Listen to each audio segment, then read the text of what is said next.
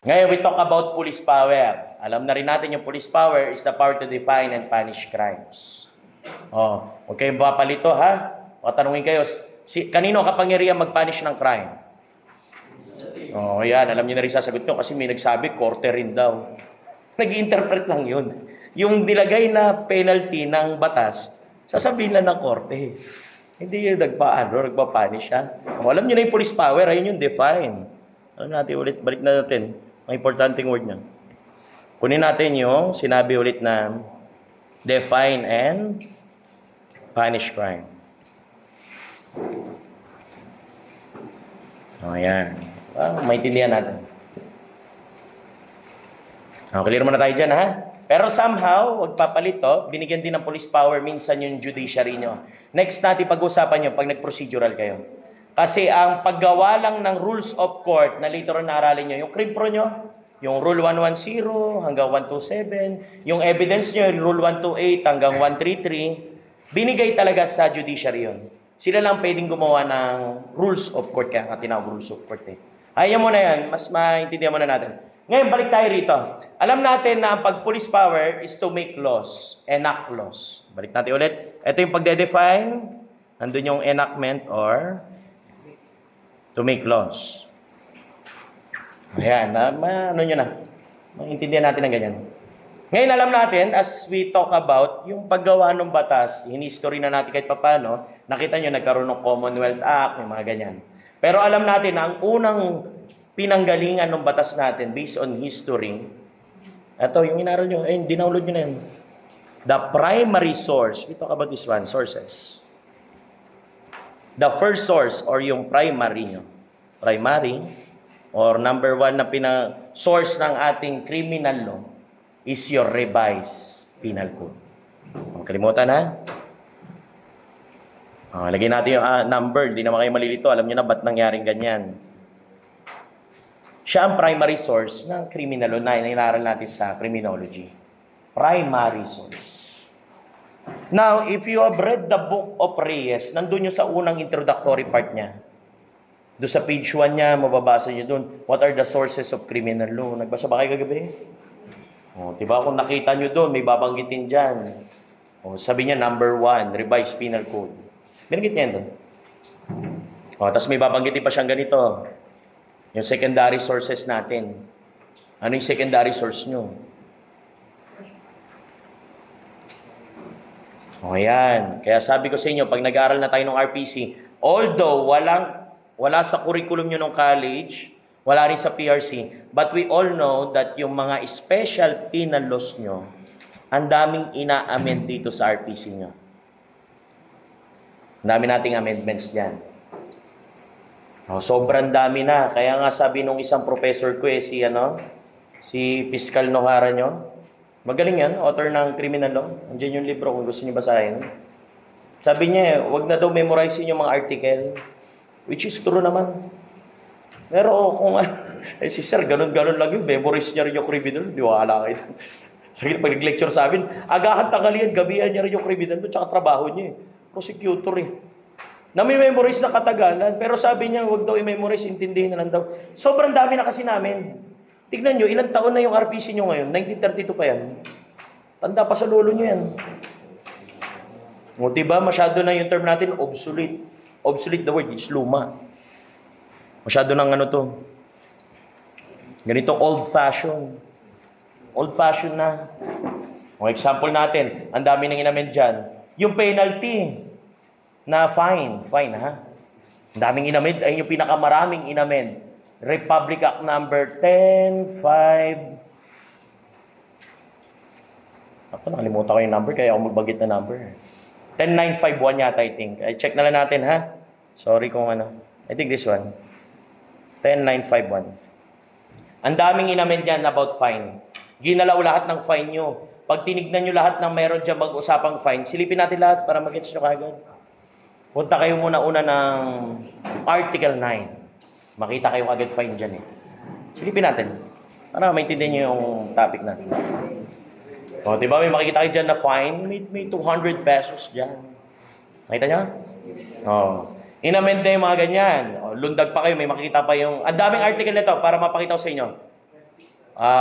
Lundag pa kayo ng ano? Article 9, ito yun, 22. Tama ba yung RA 10951 ko? Pa-check nga rin sa Google. Tama ba? Tama? Okay, buti na lang. Pasensya kayo ha.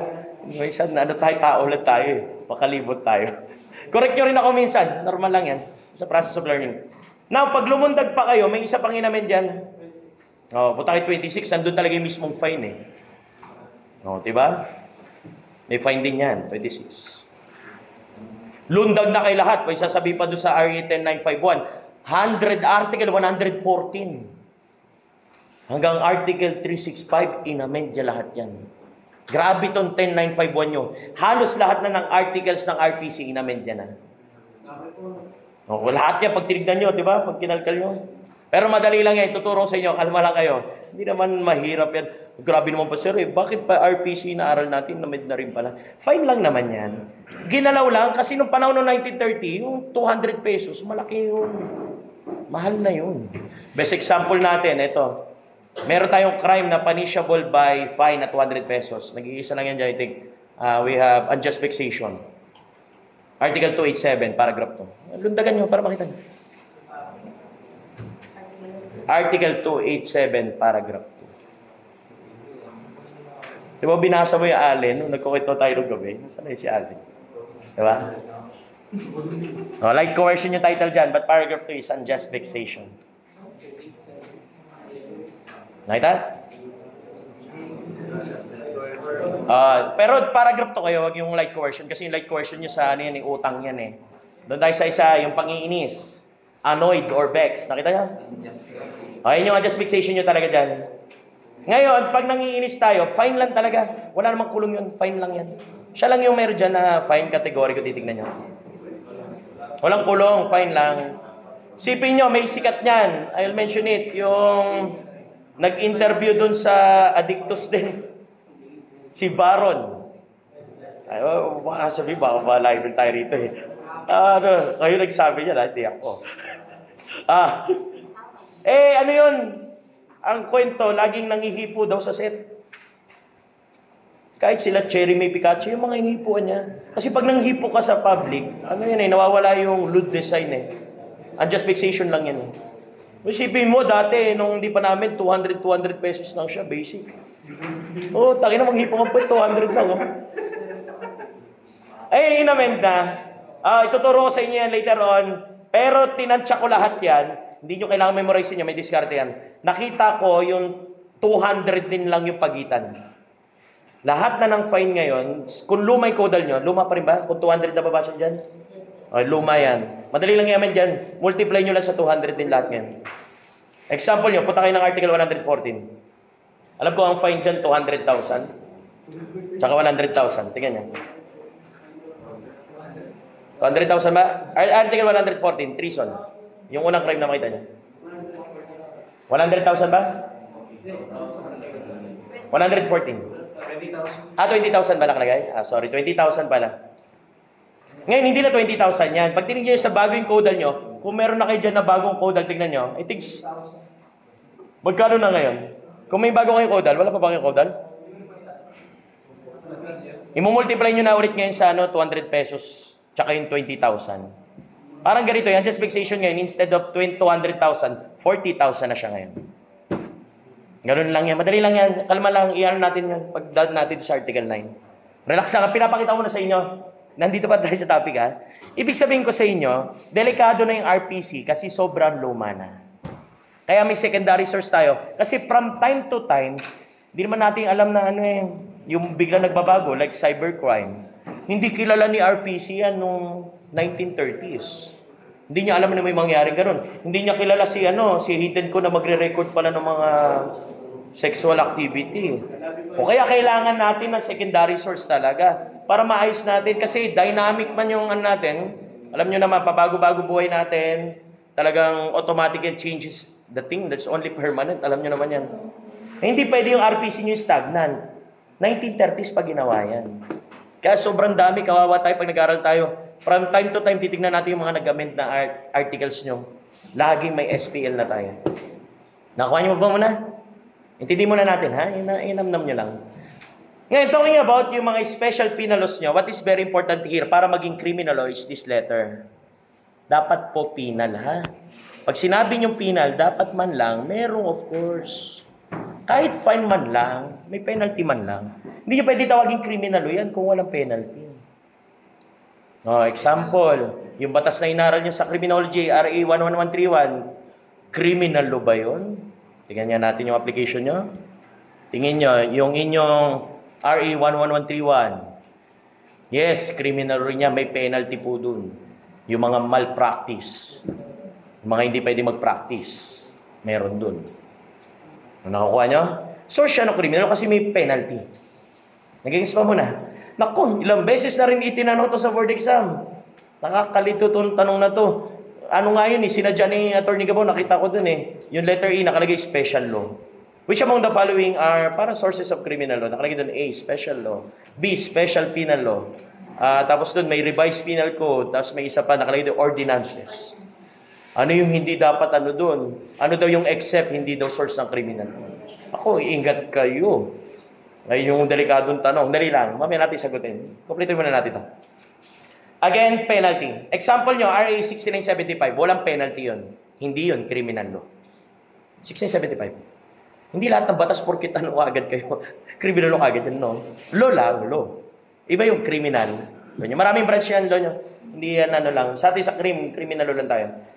Now, talking about that one, dapat may penalty man lang, fine. So, ito yung napaka-tricky nung nakaraan. May nakita kaming tinanong na ganito na word. Yung mga ordinances nyo. Is ordinance a source of your criminal law? Yung mga ordinansa natin dito. Bawal mag-video okay na Las G's. Ipa-fine ka niyan. Bawal magtapon ng basura. Source ba ng criminal law? Yes, may penalty. Ayun yun nandun sa choices ni Atty. Gabon.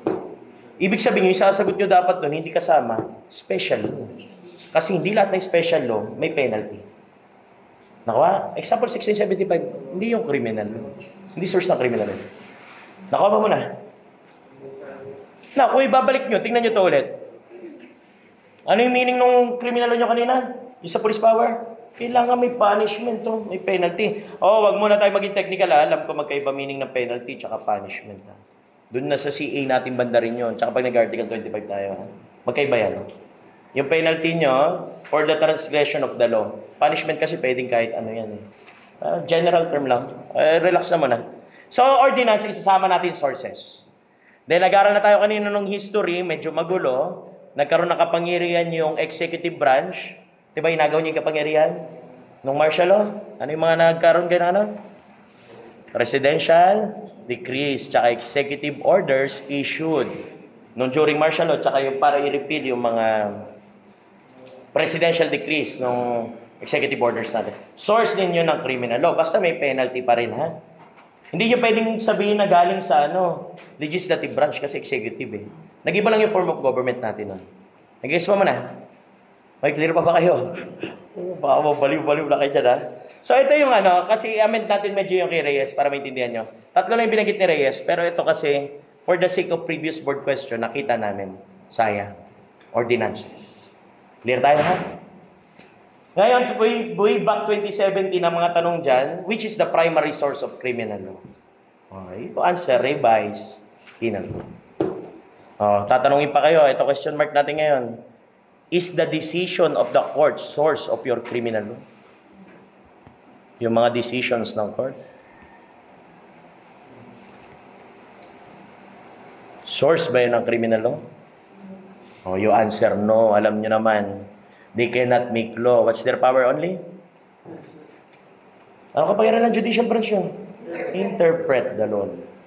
Hindi lang sa source. Pero form part of the law. Kasi kailangan natin sundin yung higher court, lahat ng mga lower court, dapat sundin lahat. Pag similar yung cases, ayun yung stare decisis nyo kanina. Jurisprudence nyo kanina. Wari lahat ng babae binubugbog, dapat i-follow yung People versus Genosa. Ganun lahat yung parameter nila. Nagkakaintindihan ba muna? Okay na? Ngayon, hindi lang yan yung kailangan natin intindihan. Bago pa tayo pumasok sa may article na kakaiba rito kasi we are still talking about yung mga special penal laws May delikado rito. Ngayon, dapat lundagan natin. Etong Article 10 nyo. O, silipin nyo ngayon. Makikita nyo dyan si offense.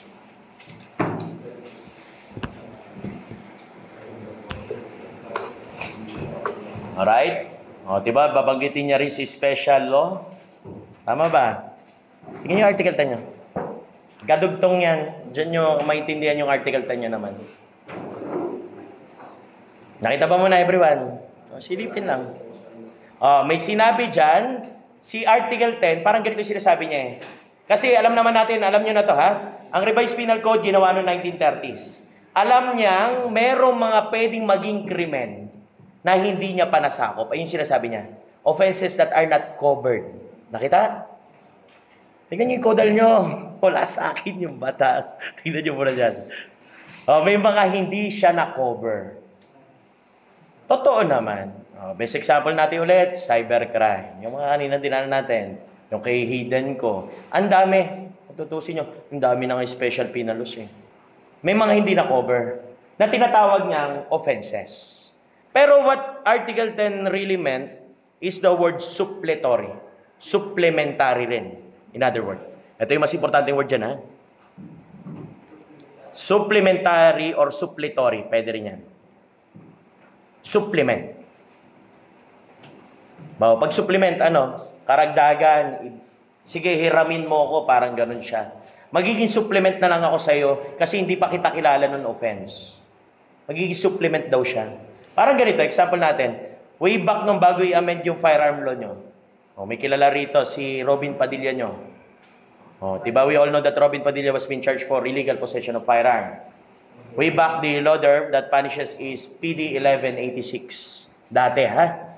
Relax na muna. This is the old law with regards sa illegal possession of firearm. Now, nung naging siya dyan, nanghiram to eh. Hiniram yung mga provision ng RPC, especially the penalty. Hiniram yung word na prison mayor. Prison mayor, hiniram niya. Ibig sabihin, pahiram mo na ako ng Article 25 mo. Ano ba yung duration ng prison mayor mo? Ibig sabihin dito, si RPC nyo, nagiging suppletory in character sa special penal law. Pwede siya mag-supply. Sige, hiramin mo yung penalty ko, okay lang. Sige, wala kang meaning na conspiracy. Hiramin mo yung meaning na conspiracy ko, nandun sa Article 8. Wala kang meaning ng light offense, sige, pahiramin kita, nandun sa Article 9. Ayun yung meaning niya doon, supplementary. Nagets ba mo na? Hindi pwedeng si magsusupply, si special penal law. Bago lang siya. Yung mas matanda ang magbibigay. Nagets ba mo na? Ngayon may word tayo nga lang na delikado. Kasi pag nag-usap kayo ng word na supplementary, papasok agad dito pag SPL, yung word nyo rin na to. Amen. Tsaka yung isa nyo, ito medyo mabigat din to. Revise. Revision. Yung mga ganyan. Repeal. Yung mga ganyan, makikita yung mga word. Amen. Revise. Repeal. Manamnamin natin. Tignan nyo naman dyan. Medyo delikado lang. We all know, may mga word na ganito, ha? Pag sinabi nyong amen, the nearest word natin is piecemeal lang. Parte lang ng batas yung i-amen. Parte lang. Example natin, katulad nung yung RA 10951 kanina sa Pine, mga parts lang yung in-amend niya. Nakita kanina? Diba? Article 9, yun lang yung kinuha niya. Ano pa? Article 26. Ano pa kinuha niya? Article 114 hanggang doon sa 365. Part lang yung kinuha niya, mga piecemeal lang.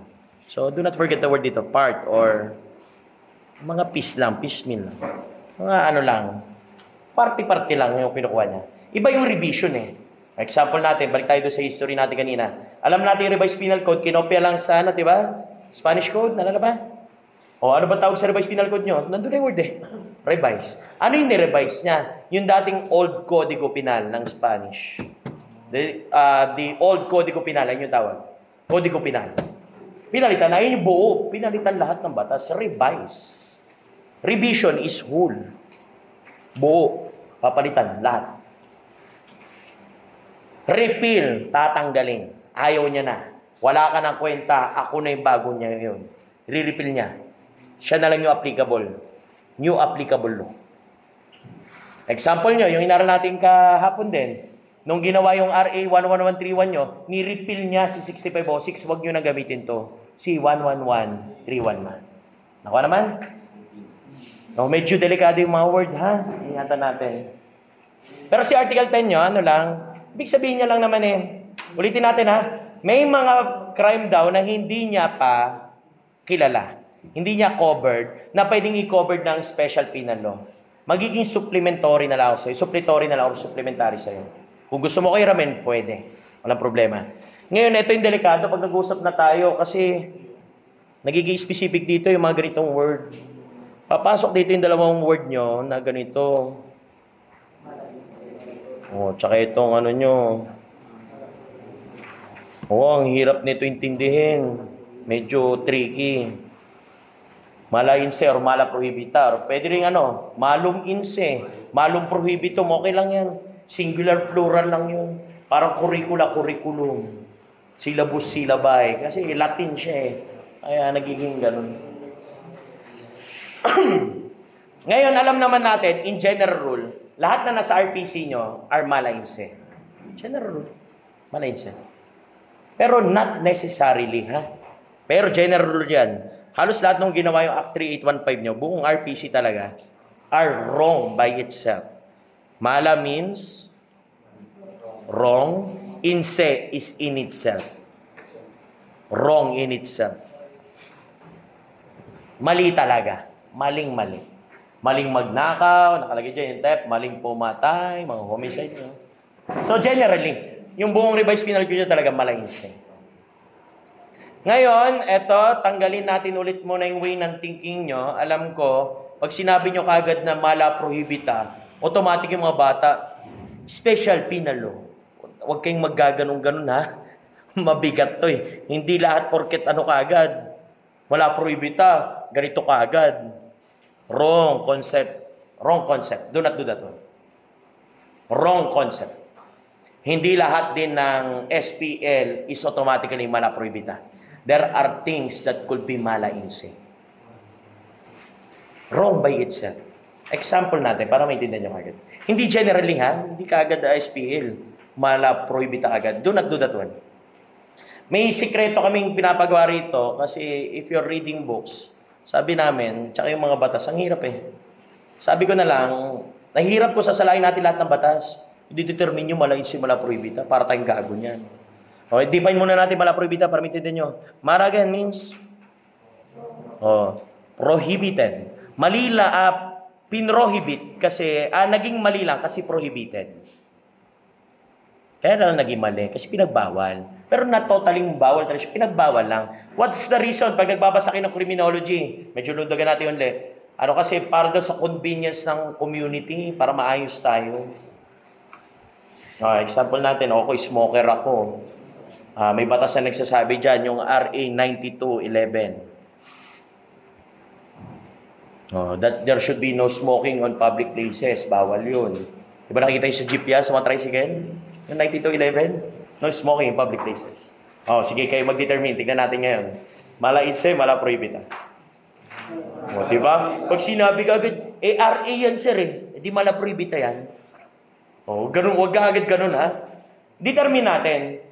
Mali ba talaga manigarilyo? Ano ba talaga? Inherently wrong, immoral ba talaga yun? The answer is no. Pinagbawal lang kasi was the reason para convenient. Kasi may mga non-smoker at saka may detrimental effect. Nagiging masama sa kalusugan. Kaya pinagbawal. Kaya naging mala, prohibita. Example pa natin para maintindihan nyo. 7610. Puta, ito, tricky ito. Nahirapan din kami sa law school dito. Alam niyo yung 7610, right? Ano to? Huwag kagad child abuse. Yes, that's child abuse. But the law about discrimination and exploitation of child. Bawal yung natin. Bawal natin discriminate, exploit yung mga bata. Child abuse din, of course. Sinuntok mo yung bata, diba? Child abuse din. Ngayon, tingnan niyo sarili niyo. Mala-inse, mala-prohibita. Diba wrong by itself, yung pananakit ng bata? Hindi porket kaagad, special law, mala-prohibita agad. Mali yung konseptong ganun. Nakuha, example pa natin, balik ko yung luma, yung PD 1186, tinanaman na natin Ano to? Illegal possession of? Firearm na luma. O, bago na ngayon, RA 10591. 591, di ba? O, then yung firearm law. O, ngayon, tingnan natin. Kayo, try nyo. Mala prohibit na, mala insi. Mali ba talagang mag-carry ng weapon? Mali ba talaga mag-carry ng weapon? Tingnan natin.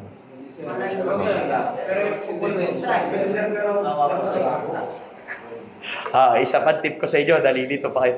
Pero the heart is the best barometer. Ganito ha, papakita ko sa inyo ha. The next question, para mas maintindihan nyo, you remove the law. Tanggalin nyo yung batas, pakiramdaman nyo na lang ngayon. Mali pa bang mag-weapon kahit may batas o wala? Pag alam nyo mali na talaga, naramdaman nyo mali, mala-insin. Nagiging mali lang naman kasi pag mala-prohibit, kasi pinrohibit eh. Mala-insin po yun.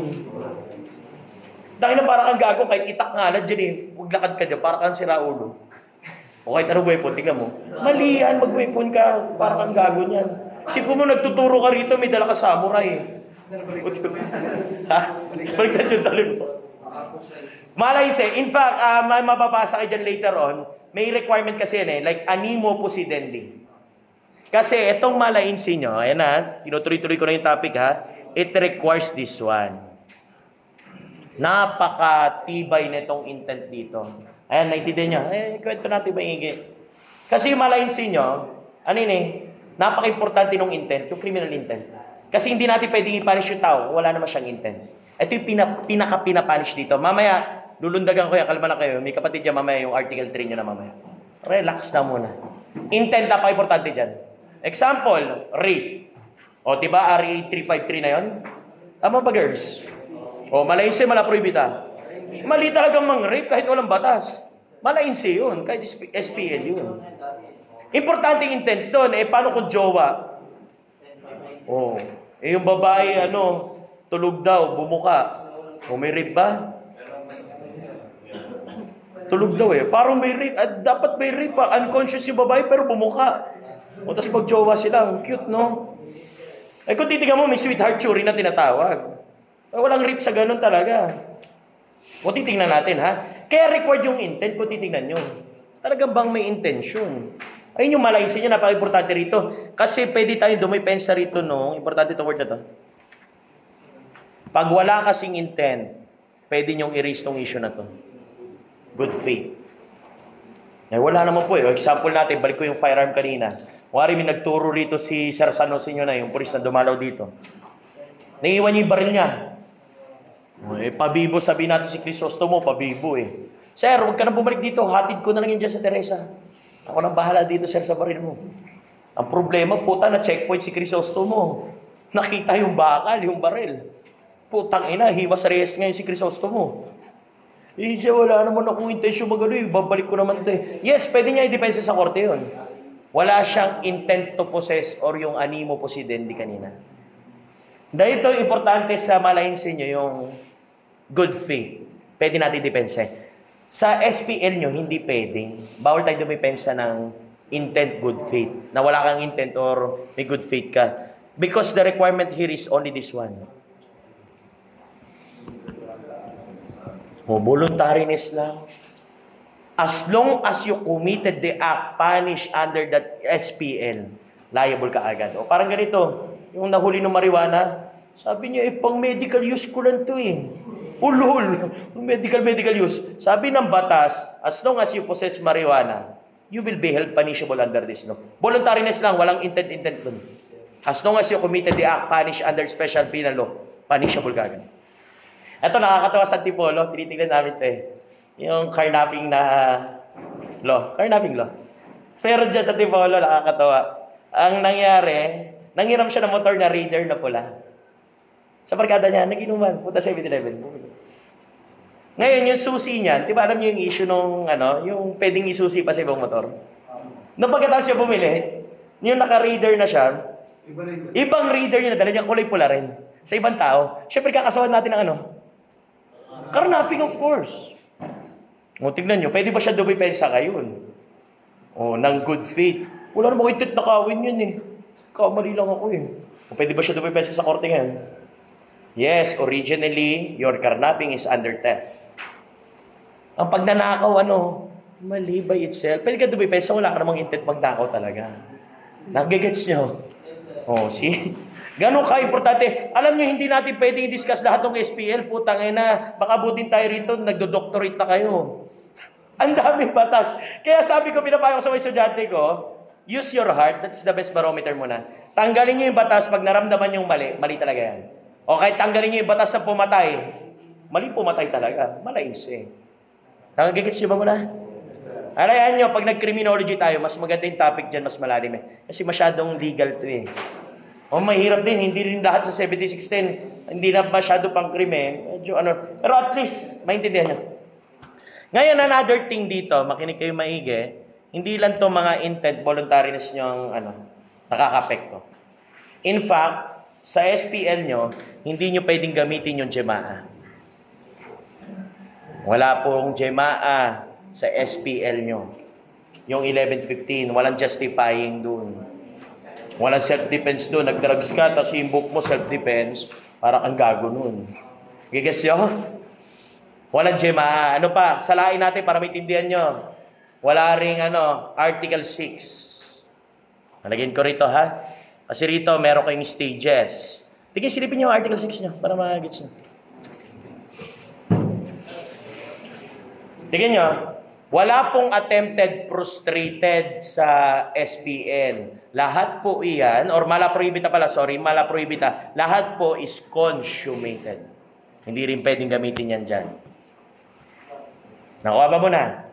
Wala rin Jemaa nyo. Wala rin pong principal, accomplice, accessory. Pag tinignan nyo Article 16 nyo, pa 20. Lahat ng nasa SPL, or mala prohibita nyo, lahat ay principal. Lahat principal, walang accessory. Walang accomplices. Nakuha? Pero somehow, as we study Article 10, sinasabi ko sa inyo, pwede maging suppletory or supplementary. Basta sinabi ng batas ng SPL, pahiram ako ng provision mo. Kung gusto niya hiramin yung accessory, di hiramin niya. Welcome naman. Walang problema. Nakuha? Okay na tayo. Nagkakaintindihan pa muna. Ayun yung sinasabi sa Article 10 nyo. Akala natin pagkagayan lang. O, huwag tayo masyadong yung offense, crime, okay lang yan, wala naman tayong problema. Definition lang yan.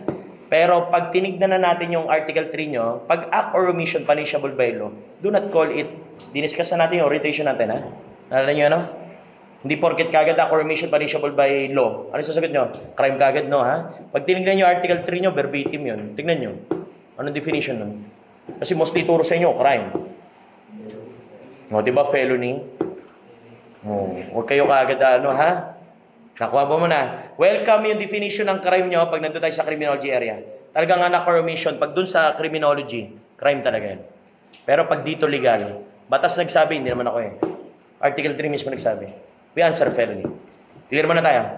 Pag offense, of course, subject ng special penal laws. Mga infraction, misdemeanor, subject ng ordinances. Ganun lang na may definition yan. Madali lang yan. Puta, napaka-basic niyan. Di ba na ano na yan? Clear mo na tayo. May tanong muna kayo.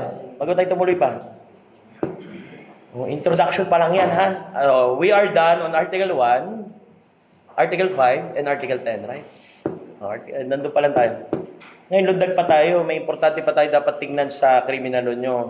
Kasi, bago tayo mag-Article 3, ito yung susunod na topic nyo eh. May kailangan pa kayo intindihin muna bago kayo mag-Article 3.